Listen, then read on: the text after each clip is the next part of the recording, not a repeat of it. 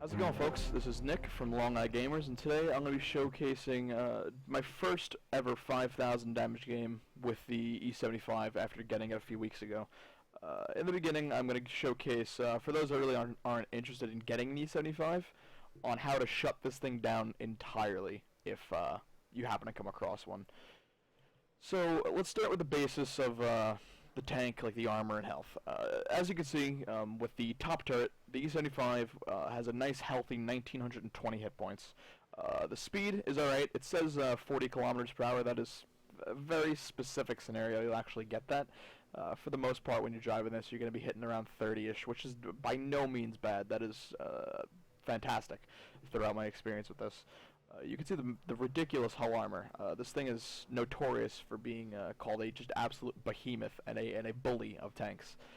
As you can see, the front here is very, very, very sloped. Just look at that angle. That is ridiculous. And it's 160 millimeters thick, which is beautiful, along with that, coupled with that angling. And you do have the notorious of the German heavies, the lower glacis being such a weak point. And yes, it is a weak point. There's no getting around that. So if you do happen to come across one, if you can try and flatten this out and get nice shots in there, you'll go right through. However, if you're in a lower tier, even a heavy tank, a lower tier tank, or same tier, if you angle this right, you could bounce. I've bounced tier 10 tank destroyers, tier 10 heavy tanks, like the notorious Mouse, and such. But the lower plate is, again, very, very well angled. You can see it just like the upper plate. And the sides of the tank are 120 millimeters thick, which is all around on the sides and rear, which is beautiful for side scraping, which is, you should get used to that after the Tiger 2. You should be used to side scraping and understanding how powerful of a tool that is in the hands of such a competent tank driver. The turret has a beautiful, granted it's not such a large space, 252 millimeters thick on the flat portion here in the front. The sides are beautiful, though, 160 at the sides and 160 at the rear. So this thing is a monster for side scraping. As you can see, I got my marks of excellence just a few games ago, which is awesome to think I've reached that level. The only issue with the E75 is if you're hopping right into it and you're just going to be like, oh, this is awesome, I'm going to get just Top Gun, 5,000 damage, bang, done, got it. That's not quite the case. You are going to need to get the gun, of course, which is 63,000 experience. That is ridiculous. The tank itself costs, what is it, 154,000. The turret you're going to need, which is 2445, and the tracks, which are 25,300. That is unheard of. Scratch that, not unheard of. It's just for those being their first tier 9, such as myself, then it's unheard of, yes. But once you do get that Top Gun, my god, oh, this thing turns into a brute.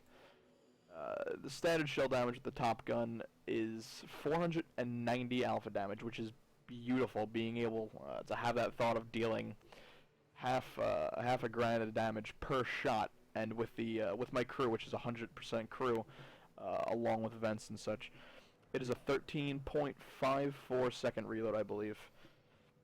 Now, as for the equipment I would load it on your E75, I have vents as your usual heavy tank loadout, large caliber tank gun rammer, and enhanced gun length drive, because the aim time can get a little tedious. It's quite different from your standard heavy tanks in the sense, or German heavy tanks, which you're used to having the really long-barreled, high penetration guns. Don't get me wrong, this is high penetration and high damage. However, you're kind of trading out that sniper role that you can kind of play with on like the Tiger and the Panther and such. You're trading that out for a much more meaty, brawling weapon, which, again, 490 alpha damage with, what is it, with AP, it has close to I want to say mid-200s penetration.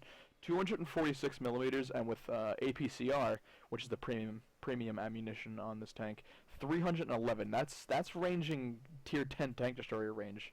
That's beautiful when you get into a game. But as for the weak points on the 75, of course you have the lower glacis, which is, as I said before, can really, you could play with that a lot and angle it. If you angle it right, you could make the enemy really believe that is not a weak point. Another weak point people tend to penetrate is the commander's hatch right here. You could potentially, if you have an accurate enough gun, put shells either through the angled portion right here or right through the viewport, which will 9 times out of 10 kill your commander and cause damage.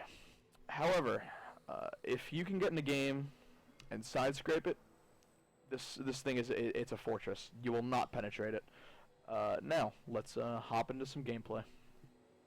So with this first replay, we are on the new version of Pearl River. Very heavy tier 8 match, tier 7, not so much tier 9. I'm one of 3 tier 9s, which is something just beautiful. It is one of the most sought after experiences in World of Tanks. And for those that don't know, Pearl River was heavily edited in the recent patch. I believe it was patch 9.0, where they cleared out the entire middle area, which used to be just a normal mountain, and they made it into a new brawling area, kind of like in the same sense as the northeast on this map, where that's where your generic heavy tanks like the T-32 and other tanks that would really profit from hull down positions would go. But now they've, as I said, they cleared this middle area, allowing kind of like a quick brawling route for those tanks quick enough, and you could really abuse it if you have a fast tank. And as you can see here, the E75 in the garage, you saw the stat says 40 kilometers per hour. And I said it's a very specific scenario you have that happen. This is proof of it right here. I mean, granted, yes, I'm going uphill, got it, understood. But even when I was on the flat portion over there, I was hitting about 20, 30.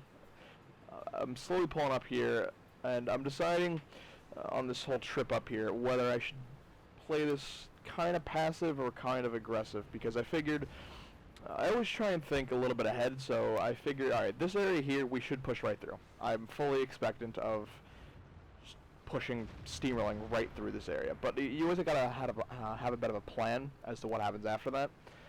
And what I'm thinking is the T-95 and the Alf Panzerfehr are going to be sitting somewhere up in a bush by the spawn base, and as soon as we walk out,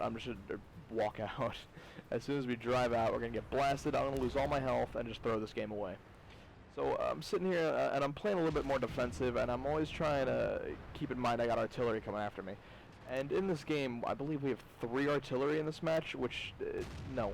That shouldn't be a thing allowed to happen. It's artillery. It's a love-hate. You love it when you have it on your team and he actually helps you. I know, teamwork. Wow. But when it happens, it is beautiful, and gotta love data accuracy, which is gonna bring me to my next point, which is trying to explain. As I was saying before in the garage, there's artillery. As I was saying. With this Top Gun, you're no longer on the same premise as the earlier Tigers. Right here, I'm trying to get up front and protect the protect the E50 from the T-32 pushing up with the KV-4 hitting them. Brutal 510. That absolutely monstrous alpha damage. I'm still trying to protect this E50 from these guys if they push out and try to take shots at them. And there's another artillery shell going off. But with this gun, you're no longer a sniper, as I stated in the garage. When you lose that 105 and go up to the 128, you really lose that accuracy. So RNG is gonna kill you sometimes. And this KV-4 just decides I accept that I'm not gonna penetrate this tank. So he starts to load an HE. And I think that's where he generally stays. He might switch back to AP. But I have a decent reload. It's about 13 seconds on this with a full crew. And I'm trying to get a nice aim shot here. More HE, because that's the only way they'll pen me. And you'll see where that shot went. It went up on the upper portion of the turret. The Cupola's hatch, I believe, to be more accurate. There's another bounce. I've taken 2 penetrating shots so far. No, scratch that. I've been not penetrated once, Only thing that hit me so far is HE, which is one of the things you really get used to in the E75 is people just start getting frustrated. And it's like a little kid throwing their toys. They can't they can't succeed, so they just have a fit and start shooting whatever they can. And that was a piss poor shot on my end. And I fully had the ability to to ram this KV4. But again, I'm trying to think of what happens, what are the consequences of that, and that right there, the IS-3 just got drilled by something sitting back there, and that's exactly why I didn't push out, because I sat there and I was like, all right, you gotta think about every action you do. I mean, every action has what's that saying? Every action has an equal and opposite reaction, and I see here we could push on and we could cap. But I figure, alright, we have a chance to pull this back. Like, there is potential right now. But I gotta go back and I gotta stop the cap. I see all these tanks pushing on the cap. You got the Black Prince, a Tiger 1, and a Centurion 7-1. And I'm gonna try and peek around this corner, and there is the turtle. You'll see what I mean if you've never seen one before. I got a nice shot into the back of the 7-1 for about 480. I'm trying to keep shots on him, but thank God the IS-3 behind me gets a shot, and there's the turtle. There's that slow, well-armored, just brute of a vehicle. He's got friends. And right here, I thought the game was over. We are 4 tanks against 5. Granted, 2 are artillery, but the T-95 from the front, I'm going to have a very, very tough time trying to penetrate him. And there's artillery again, hitting me for 504. And if you saw in chat before, I asked artillery to try and aim at the T-95 because the chances of me penetrating the front of the T-95 are slim. The frontal armor on that thing it's unreal. And there I use sniper mode to try and get really, really close to get a nice precise shot, and I drill the IS-3 for 483. I'm in a really tough position here. I'm trying to worry about the tanks in front of me. I have the IS-3, the T-95, and now a Tiger pushing up on me. The IS-3 just got knocked out. I'm trying to worry about the artillery coming behind me, and I'm urging the T-34 down at base to stop artillery, because we could win by kills now. But if I get wiped out by artillery, that's a serious problem. And that Tiger 1 down there, you see it, I think F3. That guy's an all-star. He did a lot more than what it seems, because usually what you see is all these lower tier tanks. They'll pick up a lot of kills, but they won't do much damage. That guy was an all-star. He did fantastic this game. And this Tiger, I played stupid, and I didn't angle my lower plate like I should have, and he just fired right through with APCR. That's another thing you should get used to, is tier 10 tanks, and what am I saying, tier 10? A lot of tanks, you're going to end up having them firing gold at you. It's just something you're going to have to get used to, and it's as simple as that. And this shot on the T-95, that was beautiful. That was fantastic. 531. That was a nice high roll. And right here, I'm trying to beg the T-34 not to cap, because there's potential here for me to break 6,000 damage. And the reason I'm so keen on doing that is because I got a bit of a bet with one of my buddies who can get more damage. I'm going in there for a T-95 kill, but not gonna happen. And these are the stats of that awesome matchup. This is my first 5,000 damage game. Only a first class mastery badge, which is something you'll get used to, because a lot of people are driving this tank. It takes a lot to get an ace. I want to shout out Preach, the Tiger 1 driver on our team that I called out in the replay before. Pulled 3,600 damage. That is unreal, sir. Thank you for that. If somehow you are watching this. I bounced 2,300, nothing special. I pulled a ridiculous 47,000 credit profit.